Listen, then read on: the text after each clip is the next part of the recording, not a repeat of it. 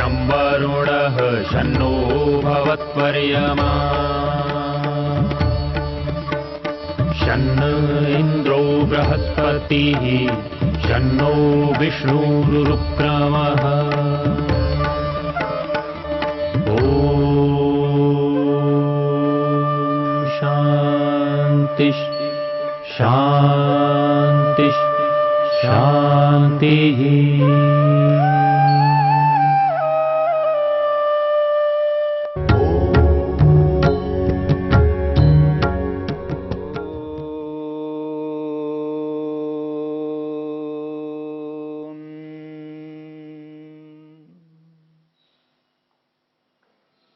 मन को रोकने के उपायों के अंतर्गत समाधि पाद के 38वें सूत्र को लेकर के हम विचार कर रहे हैं।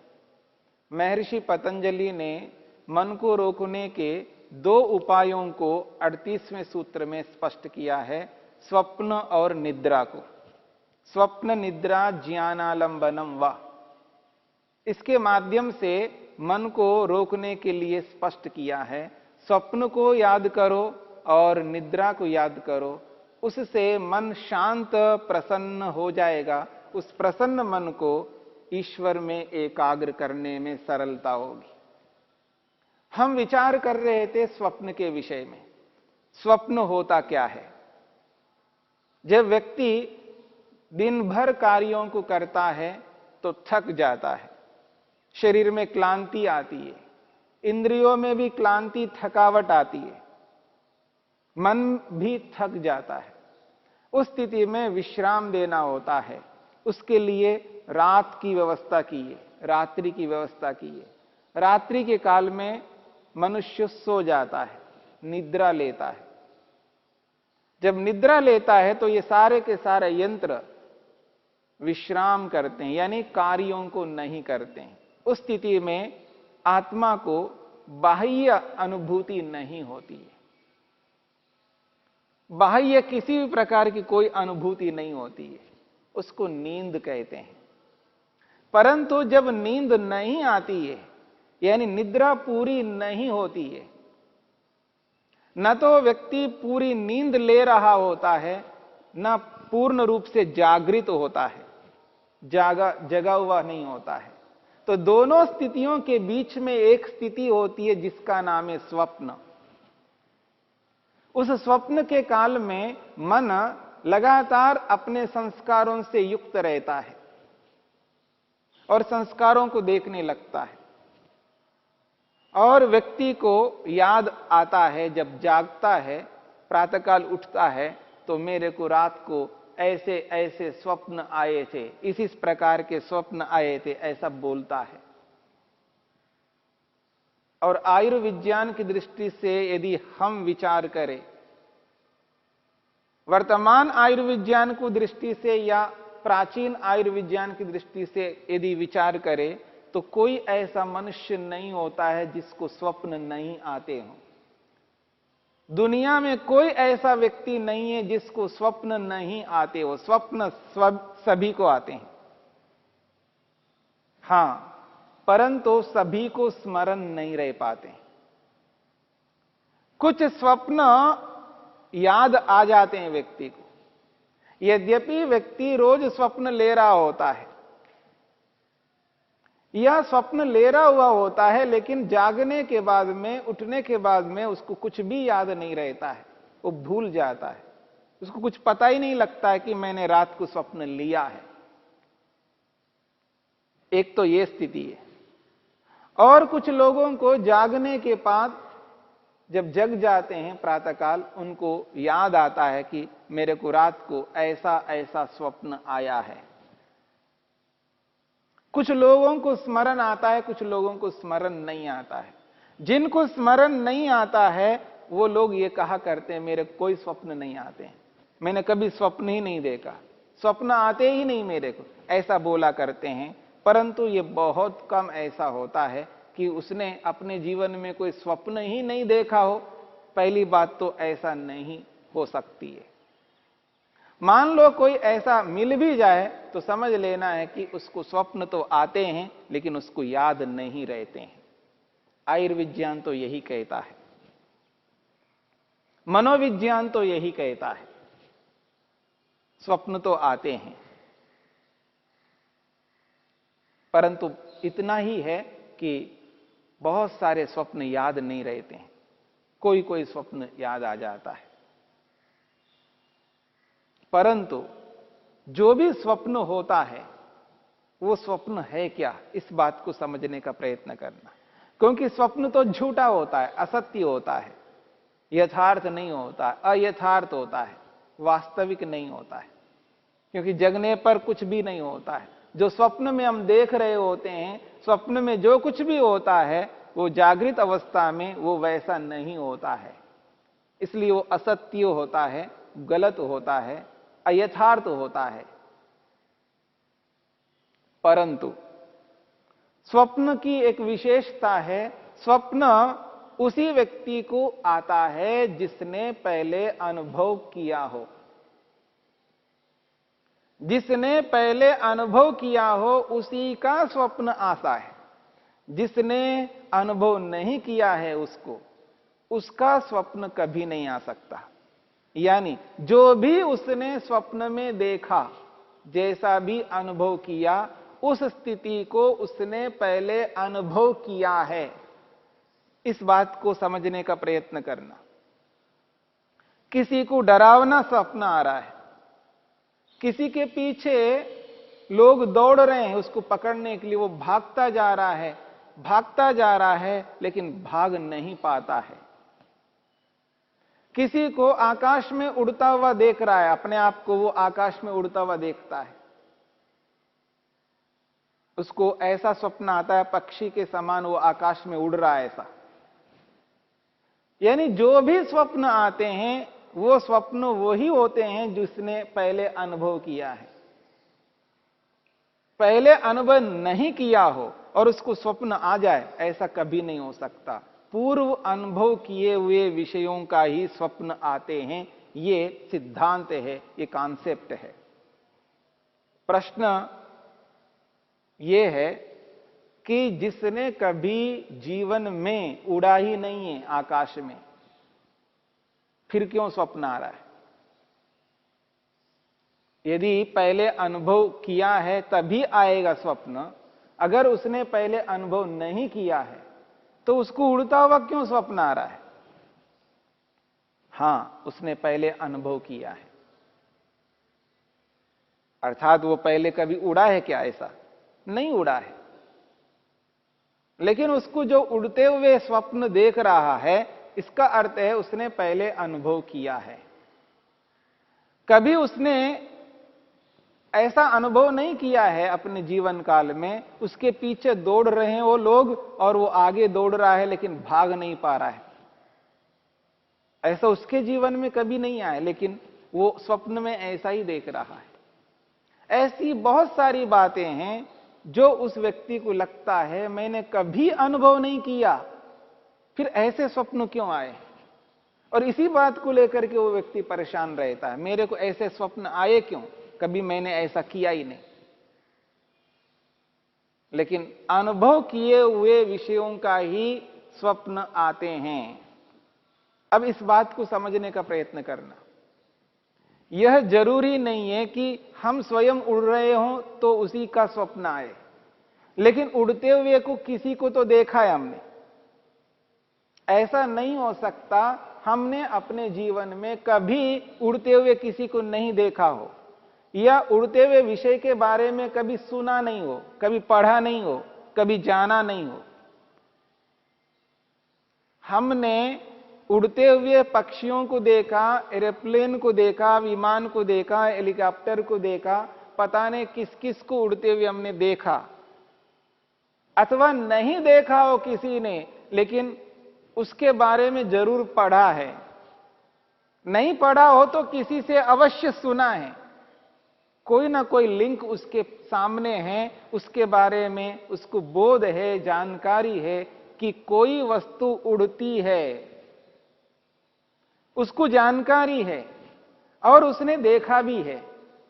उसने चित्रों में भी देखा, पिक्चरों में भी देखा, कहीं ना कहीं उसने अनुभव किया है। लोग दौड़ रहे हैं, आगे एक व्यक्ति दौड़ रहा है, उसने पढ़ा है, कहीं चित्र देखा है या पिक्चरों में देखा, कहीं ना कहीं ऐसी स्थिति को उसने अनुभव किया है। अथवा कई बार व्यक्ति कल्पनाएं भी करता है। जैसे कल्पना से लोग बहुत सारे ऐसे लिखते जाते हैं, लेख लिखते हैं, पुस्तकें लिखते हैं, नॉवेल्स लिखते हैं, जिनमें बहुत सारी कल्पनाएं होती हैं। और हैरी पॉटर के बारे में आप सब जानते हैं, पता नहीं उन्होंने किस प्रकार से ऐसी कल्पना करके कितनी सीरीज उन्होंने निकाला है। ये सब काल्पनिक है। यानी कल्पना में भी व्यक्ति ऐसा जोड़ करके ऐसा विचार करता है, तो वो काल्पनिक विचार है, तो उसने मन में उस विचार को लाया है, वैसा सोचा है। या तो कल्पना की है, ऐसा सोचा है, ऐसे नॉवल को पढ़ा है, या कहीं पिक्चरों में देखा है, या बोलते हुए किसी को सुना है, कुछ ना कुछ लिंक उसके साथ में है। और यदि ऐसा है तो उसने अनुभव किया है इन सब विषयों को। बस अंतर इतना है, उसने नहीं किया है, दूसरों ने ऐसे किया है, परंतु स्वप्न में तो स्वयं के साथ घटना घट रही है, स्वयं उड़ता हुआ देख रहा है व्यक्ति अपने आप को। इसके पीछे एकमात्र कारण है मन पर नियंत्रण का ना होना। मन पर जब नियंत्रण नहीं होता है तो ऐसा ही होता है स्वप्न में। उदाहरण के लिए एक छोटा सा बच्चा है, मान लीजिए वो पहली कक्षा में फर्स्ट क्लास में पढ़ता है, उसकी भी पुस्तकें हैं, वो खेलता भी है। एक हाथी के चित्र के साथ वो खेल रहा है, कागज में हाथी का चित्र है, वो खेल रहा है, और उसको चिढ़ाने के लिए, उसको तंग करने के लिए कोई उसका चाचा ताऊ कोई भी आकर के उससे वो परेशान करता है, उसके साथ उसको तंग करने का प्रयत्न करता है। कई लोगों की ऐसी आदतें होते हैं, छोटे बच्चों को थोड़ा सा तंग करके वो आनंद लेते रहते हैं। और उस बच्चे को तंग करा है और उसके चित्र को लिया है और उसने फाड़ दिया उस चित्र को, और फाड़ करके फेंक दिया। वो बच्चा रोने लगा, छोटा सा बच्चा है। उसकी मां ने कहा है, कोई बात नहीं बेटा, तुझे पता है ना हाथी, उन सब टुकड़ों को जोड़ देना आपस में। उसने जोड़ना शुरू कर दिया। पूंछ के जगह पर, पूंछ के स्थान पर उसको सूंड लगा दिया, सूंड के जगह पर पूंछ लगा दिया उसने। हाथी के चित्र को वो जोड़ रहा है, और जोड़ते हुए जहां पूंछ को रहना चाहिए वहां तो सूंड को रख दिया, जहां सूंड को रहना चाहिए वहां पूंछ को रख दिया। ऐसा क्यों किया है? यहां अज्ञान कारण है या ना समझ कारण है। इतना बोध नहीं है, वो छोटा सा बच्चा है, वो अज्ञान है, नादान है, उसको इस प्रकार का और पूरा ज्ञान नहीं है, उसको किस तरह हाथी होता है पूरा स्मरण नहीं है, पूरा ज्ञान नहीं है। इसलिए वो अज्ञानता के कारण से, समझ ना होने के कारण से उसने गलत जोड़ दिया उस चित्र को। यहां अज्ञान कारण बनता है और स्वप्न में मन पर अनियंत्रण कारण बनता है। जब व्यक्ति स्वप्न देख रहा है वहां पर मन पर नियंत्रण नहीं रहता है, तो जो मन के अंदर संस्कार है उन संस्कारों को वो देख रहा होता है, वो नियंत्रण ना होने के कारण से पक्षी के पंख को अपने साथ उसने जोड़ दिया है। संस्कार, एक पक्षी का संस्कार लिया, एक खुद का संस्कार लिया, दोनों को जोड़ दिया है और खुद को उड़ता हुआ अपने आप को देख रहा है स्वप्न में। ये ऐसा ही है जैसे जागृत अवस्था में एक छोटा सा बच्चा अज्ञानता के कारण से गलत जोड़ता है चित्र को, ऐसे ही स्वप्न के अवस्था में, स्वप्न के काल में मनुष्य इसी प्रकार जोड़ता है जैसे बच्चा अज्ञानता के कारण से जोड़ता है। स्वप्न में मन पर नियंत्रण नहीं होता है, किस संस्कार को अपने साथ जोड़ना चाहिए, किसको नहीं जोड़ना चाहिए, इसका बोध व्यक्ति को नहीं होता है। उस स्थिति में गलत संस्कारों को आपस में जब जोड़ देता है तो व्यक्ति अपने आप को उड़ता हुआ देख रहा होता है वहां पर। अयथार्थ होता हुआ भी उसके पीछे यथार्थता छिपी हुई है, याद रखना। यानी अनुभव किए हुए विषयों का ही स्वप्न आ रहा है, उसने जो अनुभव किया है उसी का स्वप्न आ रहा है। बस अंतर इतना है, वहां पर मन पर नियंत्रण नहीं है।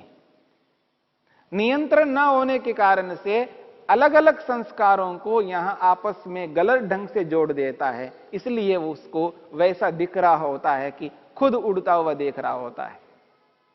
जो दूसरों को देखा उसने दौड़ लगाते हुए, भागते हुए, उनके पीछे लोग पड़े हुए हैं और वो आगे दौड़ रहा है, तो पीछे लगे हुए लोगों को अपने साथ उस जोड़ लेता है स्वप्न में अनियंत्रण के कारण से। फिर वो खुद दौड़ता हुआ लग रहा है उसको, मैं भाग रहा हूं लेकिन भाग नहीं पा रहा हूं, मेरे पीछे लोग आ रहे हैं और मेरे को पकड़ने लगे और जैसे पकड़ने की स्थिति आ जाती है आंखें खुल जाती है। तो ऐसे बहुत सारे स्वप्न आते हैं जिनको वो ऐसा अनुभव करता है, कभी मैंने ऐसा किया नहीं है, कभी ऐसा सोचा नहीं है, क्यों ऐसा आया है, ऐसा उसको लगता है, परंतु पूर्व अनुभव किए हुए विषयों का ही स्वप्न आता है। इस जन्म में बाल्यकाल से, जब से होश में आए तब से लेकर आज तक न जाने कितने कर्म किए होंगे, कैसा सोचा होगा, कितना सुना होगा, वही अनगिनत है। और उसके साथ साथ पिछले जन्म के कितने संस्कार हैं मन के अंदर। केवल इसी जन्म के संस्कार नहीं हमारे मन में, जन्म जन्मांतरों के संस्कार है। आदि सृष्टि से लेके, जब से सृष्टि बनी तब से लेकर आज तक वही मन निरंतर कार्य करता हुआ आ रहा है। और उस मन के अंदर उन समस्त जन्मों के संस्कार विद्यमान हैं, उनका सारा रिकॉर्ड, उसका डाटा जो है मन के अंदर विद्यमान है। जैसे आजकल अलग अलग डाटा कार्ड होते हैं, बहुत माइक्रोचिप होते हैं, उसके अंदर न जाने कितना डाटा आ जाता है, हम कल्पना नहीं कर पाते हैं। ठीक इसी प्रकार हमारे शरीर के अंदर एक ऐसा यंत्र है, ऐसा मन है, जिस मन के अंदर न जाने कितना डाटा एकत्रित हुआ है, हमें पता नहीं है, बोध नहीं है। मनुष्य के द्वारा बनाए हुए जो यंत्र हैं उनकी सीमा है, कुछ ही डाटा उसमें रख पाते हैं। लेकिन ईश्वर ने जैसा मन रूपी यंत्र को बनाया है, ये 4 अरब 32 करोड़ तक यही मन रहेगा। और यदि व्यक्ति कोई मुक्ति में नहीं गया, मोक्ष में नहीं गया, जब से सृष्टि प्रारंभ हुई है तब से लेकर आज तक, और जब तक सृष्टि रहेगी तब तक यही मन रहेगा, और इतने जन्मों के संस्कार पूरे के पूरे मन में बने रहेंगे। कितनी डाटा इसके अंदर आएगी, कितने विचार इसके अंदर हैं, कितने संस्कार इसके अंदर एकत्रित होंगे। ऐसे जन्म जन्मांतरों के संस्कार मन में हैं। हमें कैसा पता लगेगा कि कभी पहले मैंने नहीं किया, फिर ऐसा स्वप्न क्यों आया? ऐसा नहीं होता है, क्योंकि हमने पहले अनुभव किया है। इस जन्म में नहीं किया तो पिछले जन्मों में कभी ना कभी ऐसा अनुभव किया है, उसी का स्वप्न यहां पर आया है। इसलिए इन स्वप्नों को समझने का प्रयत्न करना है, समझ करके कौन से स्वप्न ऐसे हैं जिनको मैं यहां पर मन को एकाग्र करने के लिए उपयोग करूं, और कौन से स्वप्न ऐसे हैं जिनको नहीं अपनाऊं, इसका वर्गीकरण हमें करना है।